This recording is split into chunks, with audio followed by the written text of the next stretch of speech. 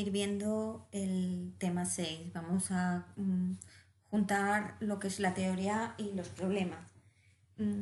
Todo lo que os vamos diciendo de ir leyendo, debéis ir leyéndolo, obviamente, y, y aquí en los vídeos vamos a ir viendo la resolución vamos a ver todos los casos, pero en lugar de utilizar los ejemplos que tenemos, los problemas que tenemos en los apuntes, vamos a utilizar problemas de exámenes de otros años.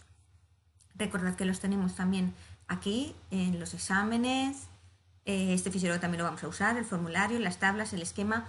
Os sugiero que todo, o más que sugerir, os emplazo a que os lo bajéis todo para que no tengamos que estar conectándonos a internet y que lo tengamos todo ya en nuestro ordenador, ¿vale? Para no gastar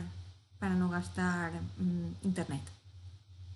Vale, entonces, como os hemos dicho, tendríais que haber leído hasta aquí, ¿vale? Todo lo de antes se supone que lo habéis leído y entonces pues vamos a ver cómo trabajar los distintos casos. Vamos a empezar con el problema 4 del examen de junio de 2004. Vamos a hacerlo un poquito más grande para ver algo. A ver, ¿vale? Dice, en un estudio, que lo vemos, en un estudio de la inflamabilidad de material empleado en ropa de dormir para niños, se midió la longitud de la quemadura en pulgadas para 5 muestras de tejido lavado con tricol cepillado de acetato y nylon. Las observaciones resultantes fueron estas, ¿vale? Esas 5. Si se supone que la longitud de una quemadura es una variable normal, A. Calcular intervalos de confianza al 95% para la verdadera longitud media de la quemadura para este tejido. Está claro que estamos en el tema 6 porque en cuanto nos preguntan intervalos de confianza, pues ya sabemos que estamos ahí.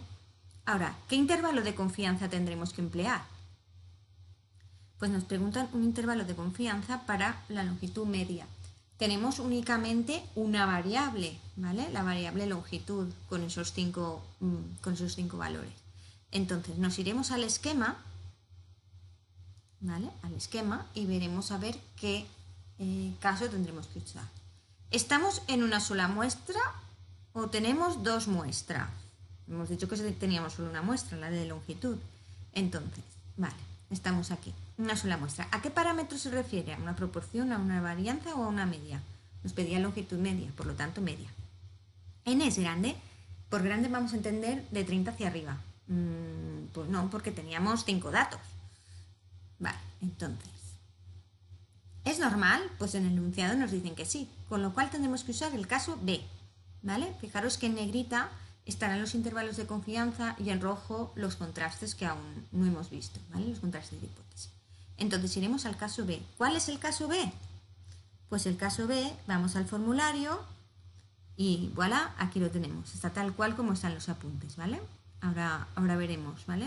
En principio nos lo dejamos ahí y ahora vemos cómo ir resolviéndolo. Vale, entonces lo tenemos aquí. Aquí hemos apuntado los datos. Tenemos que la longitud es normal. La confianza es al 95%, por lo tanto el alfa es 0,05, ¿vale? Entonces, en base a eso, ya sabíamos que hemos visto que tenemos que usar el caso B, ¿vale? Que esta es la formulita para el caso B. Vale, vamos a ir viendo qué necesitamos. Necesitamos la media y necesitamos la desviación típica muestral, ¿vale? Necesitamos también el número de datos, ¿vale? La media y desviación típica nos la sacamos con la calculadora. Repasad tema 1, ¿vale? Esta es la media y desviación típica muestral.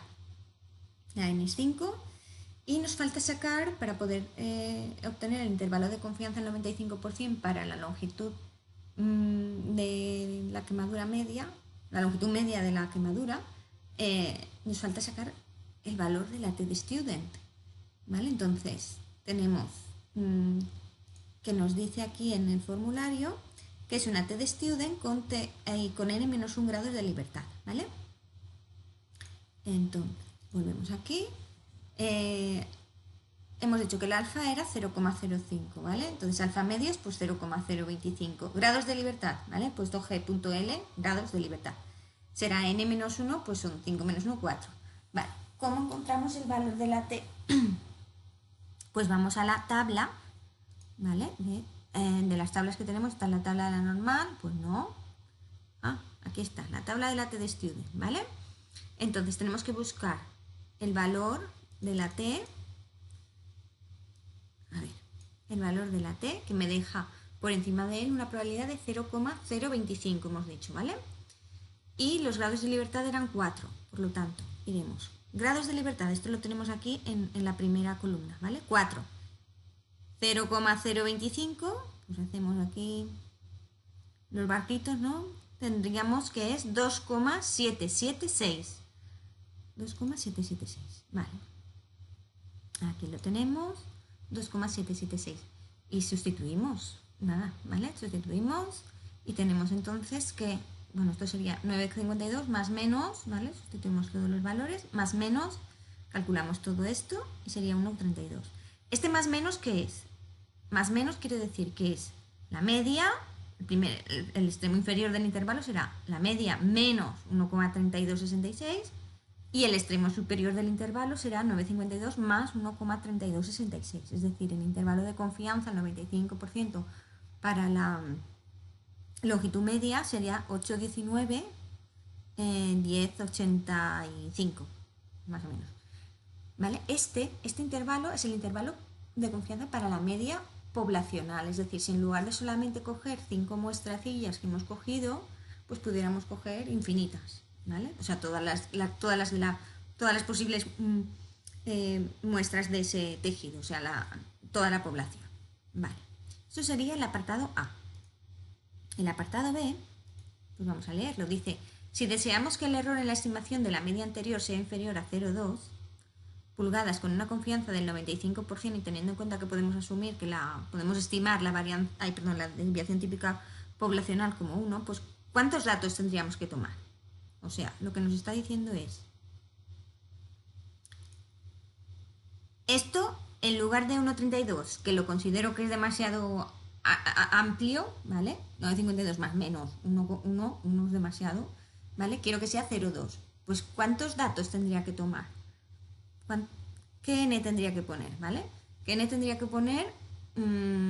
A ver, porque la historia es que esto no lo podemos modificar. Bueno, se modificará en el sentido de que tendremos más datos, ahora veremos.